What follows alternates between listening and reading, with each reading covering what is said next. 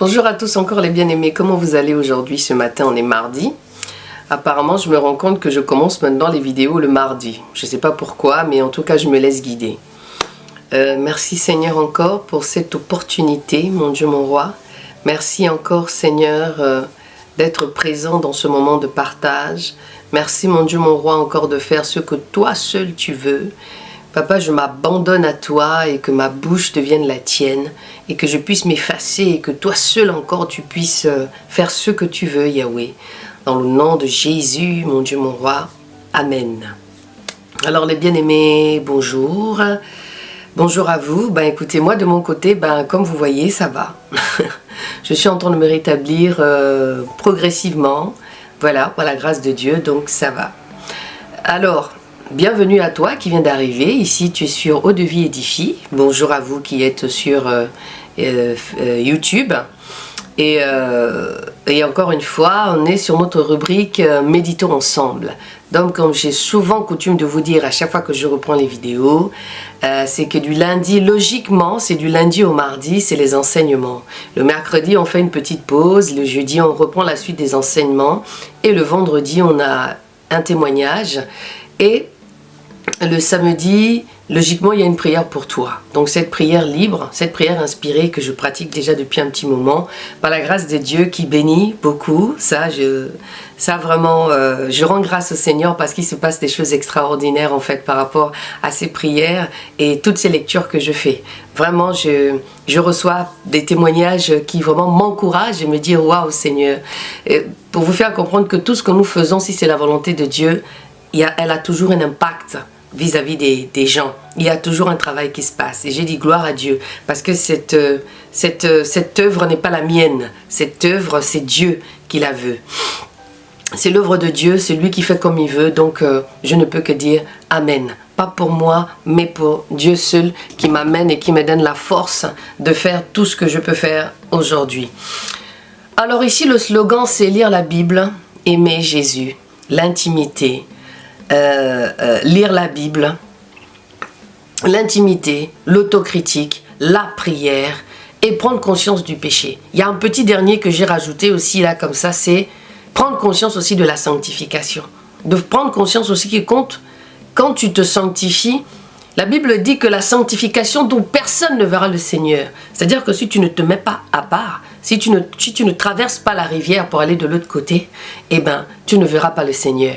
Donc, tout simplement pour te dire que si tu ne te mets pas dans les lois de Dieu, dans ce que Dieu veut pour que tu le vois, dont la sanctification, donc la mise à part par Dieu, eh ben, tu ne vas pas le voir.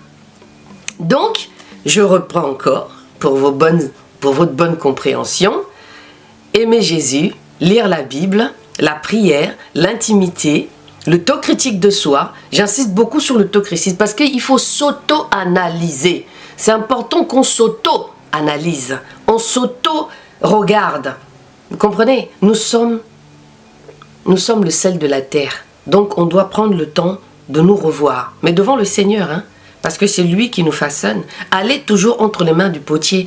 Allez toujours se faire brûler. Parce que le fer aiguise le fer. Vous comprenez? Donc, soyez bénis encore. Alors, depuis un moment, nous avons commencé la lecture de Joseph. Je crois que vous êtes bénis par cette lecture. Parce que la délivrance, c'est dans la lecture. Le Seigneur m'amène à nous amener dans les fondamentaux. Donc, dans la lecture de la Bible. Parce que c'est là que le Seigneur délivre. La parole a une puissance incroyable. La parole, elle a une puissance. Même quand on croit que les choses sont anodines et qu'il ne se passe rien, il se passe toujours quelque chose. Donc, j'ai envie de te dire, ici, je ne veux pas te prophétiser. Ma seule prophétie, c'est de t'annoncer la parole de Dieu, de t'annoncer Jésus, de t'annoncer et de lire la Bible. Voilà. Donc, si tu cherches des prophéties, si tu cherches à prier pour prier, prier sans but, prier juste et puis tu ne comprends pas, parce que ça aussi, c'est un sujet. Parce que beaucoup de gens prient, mais ils ne savent pas pourquoi ils prient. Beaucoup de gens vont dans des groupes de prière, mais ils ne savent pas pourquoi ils vont prier. Parce qu'on les a dit qu'il faut se cacher dans la prière, parce qu'on les a dit que prier, c'est bien. Je ne suis pas contre ici que prier, c'est mauvais. Hein. Mais il faut savoir pourquoi tu pries. Tu pries pourquoi? Qu'est-ce que la prière va t'apporter? Et quelle est et qu'est-ce que toi tu cherches aussi? Qu'est-ce que tu veux?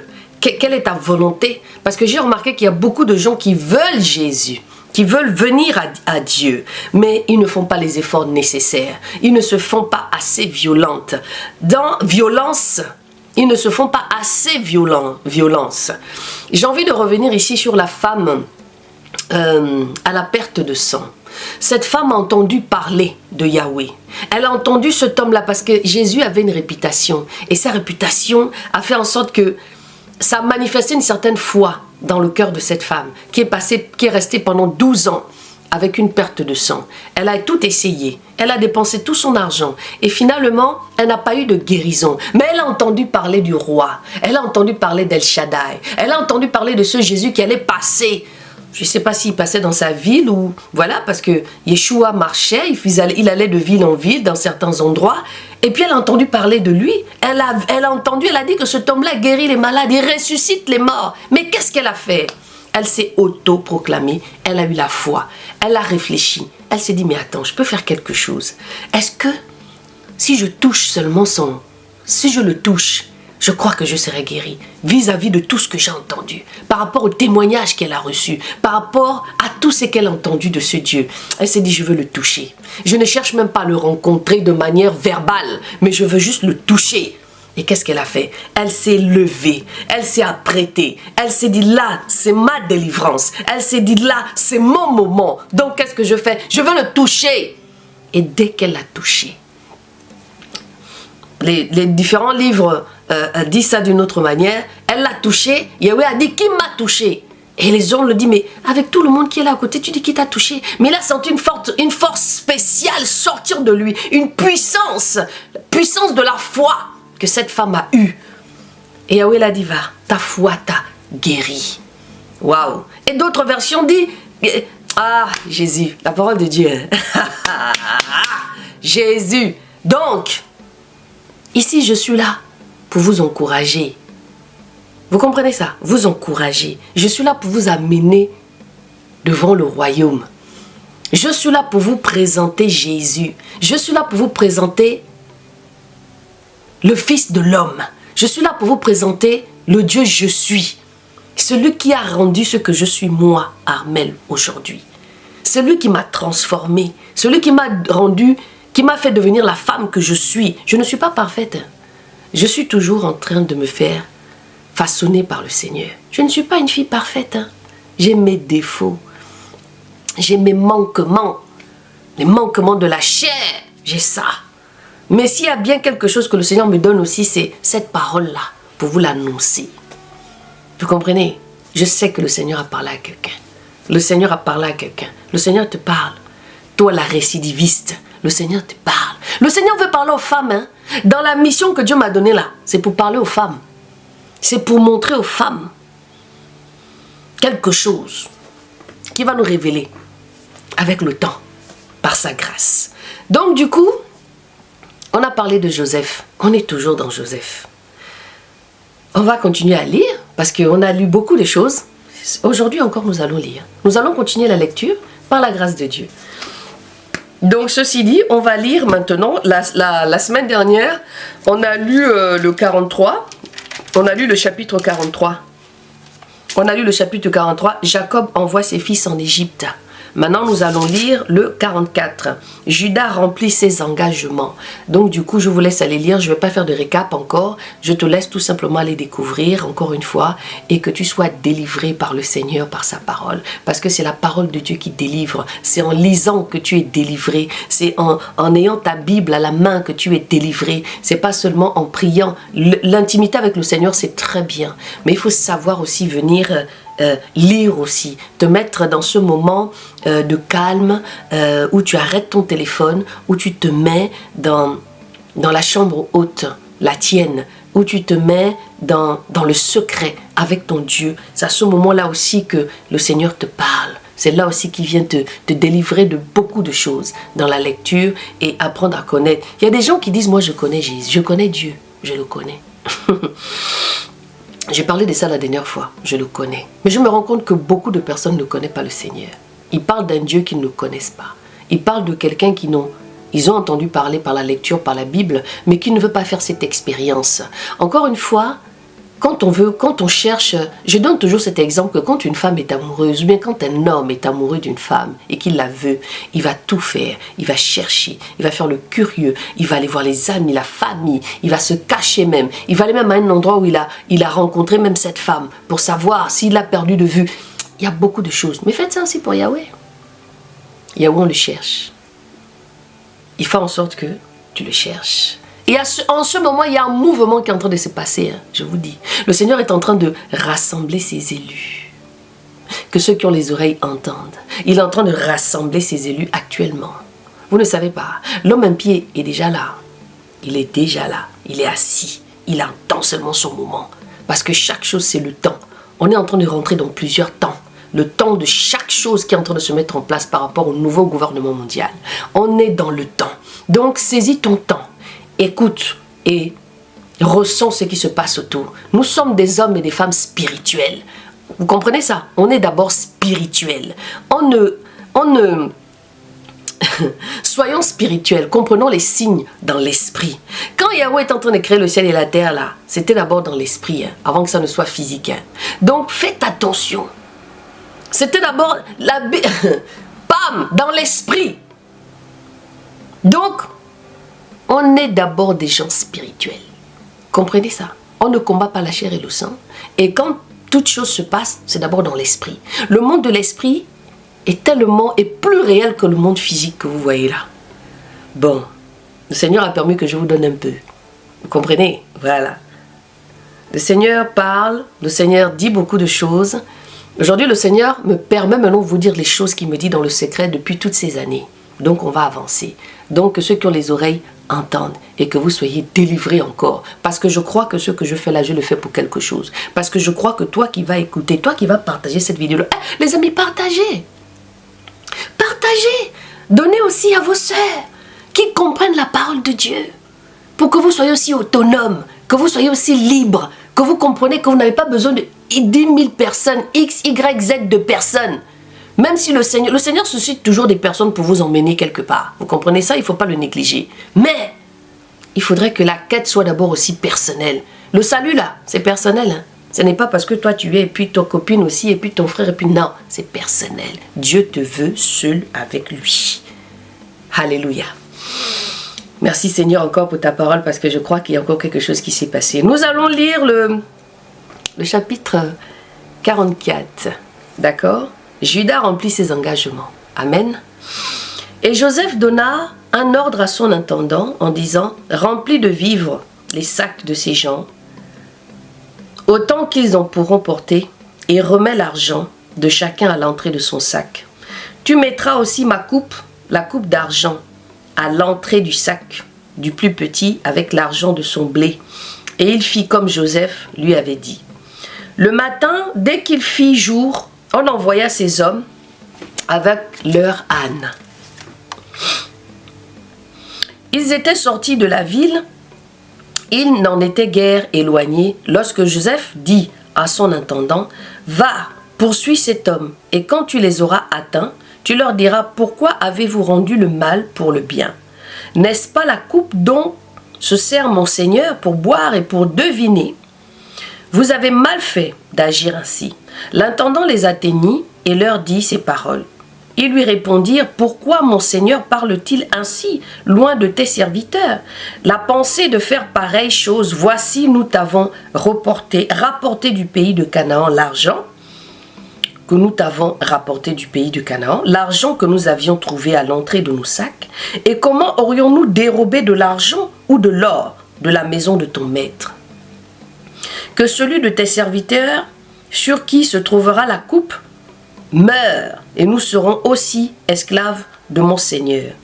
Il leur dit qu'il soit fait maintenant selon vos paroles, qu'il en soit ainsi, que celui sur qui se trouvera la coupe soit mon esclave. Et vous serez innocents. Et ils se hâtèrent de déposer chacun son sac à terre, et chacun ouvrit son sac. L'intendant les fouilla, en commençant par le plus âgé et finissant par le plus jeune.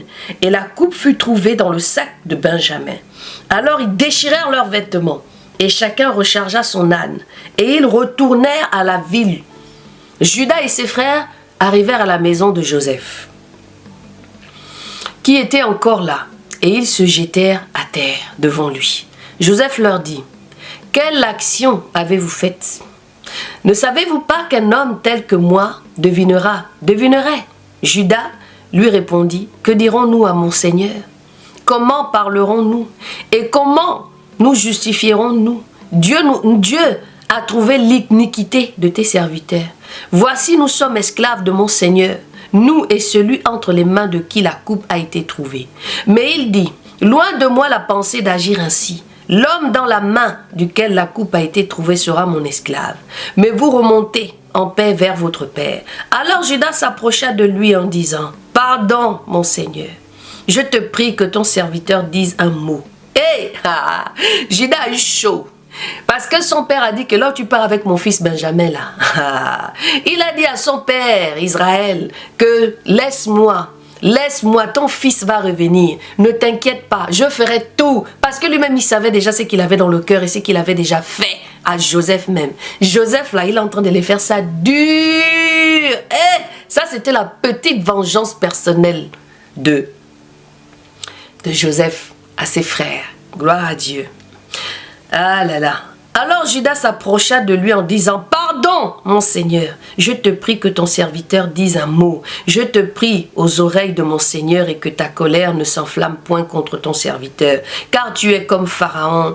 Mon Seigneur interrogea ses serviteurs en disant, avez-vous un père ou un frère?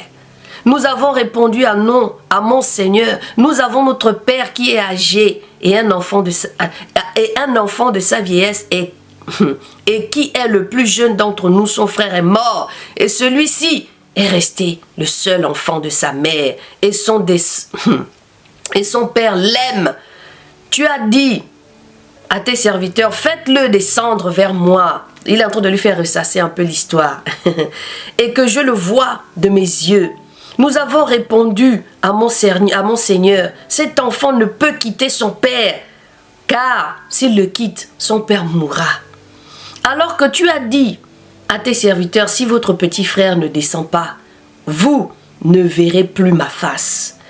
Lorsque nous sommes remontés auprès de ton serviteur, mon père, nous lui avons rapporté les paroles de mon Seigneur. Notre père nous dit, retournez, achetez-nous un peu de vivres. Nous lui avons répondu, nous ne pouvons pas descendre, mais si notre petit frère est avec nous, nous descendrons, car nous ne pouvons pas voir la face de cet homme, à moins que notre jeune frère ne soit avec nous. Ton serviteur, mon père, nous répondit, vous savez que ma femme m'a enfanté 2 fils. L'un étant sorti de chez moi, je pense qu'il a été sans doute déchiré. Il dit, je pense qu'il a été sans doute déchiré car je ne l'ai pas vu jusqu'à présent. Waouh, waouh, waouh. Eh ben oui. Si vous ne prenez encore celui-ci et qu'il lui arrive un malheur, vous ferez descendre mes cheveux blancs avec douleur dans le shéol.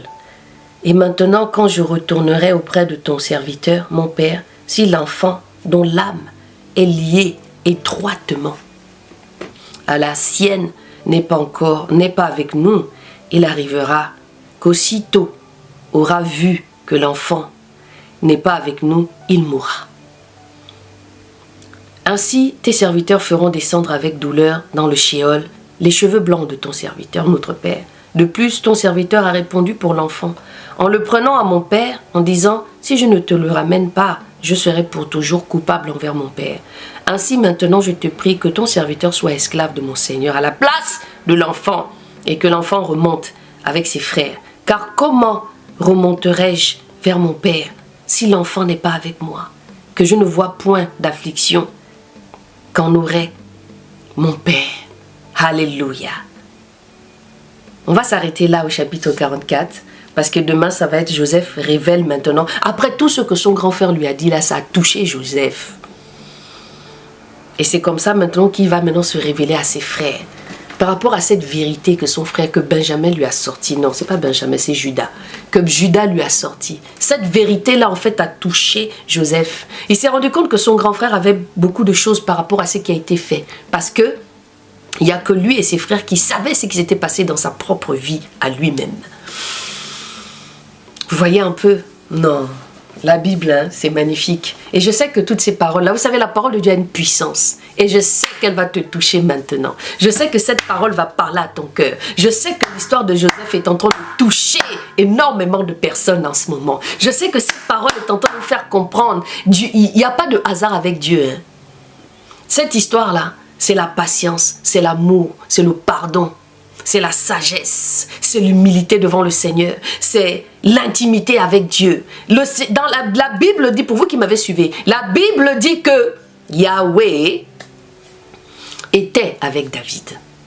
Merci Seigneur pour ta parole, merci pour ton amour, merci de nous révéler encore tes oracles, merci encore pour ce moment délicieux, merveilleux, ce moment où tu nous nourris Seigneur. Sois encore l'auteur de tout ce qui se passe ici sur Eau de Vie, sur YouTube.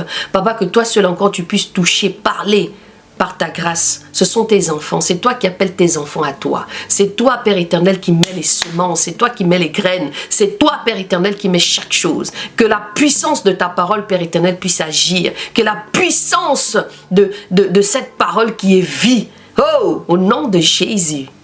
Amen. Les amis, je vous dis à demain. Avec le feu, avec l'amour de Dieu, avec la force, n'est-ce pas? Je vous laisse encore aller méditer. On est là pour méditer ensemble. Vous n'avez pas encore compris. Méditons ensemble.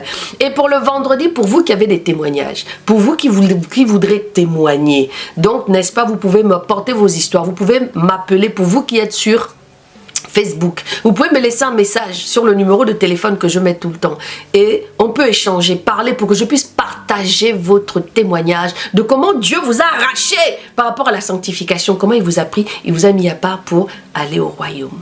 Parce que la sanctification, c'est le ciel. On va voir Jésus tel qu'il est. Hein, aux noces. Alléluia. Soyez bénis encore. Je vous dis à tantôt. Merci Seigneur.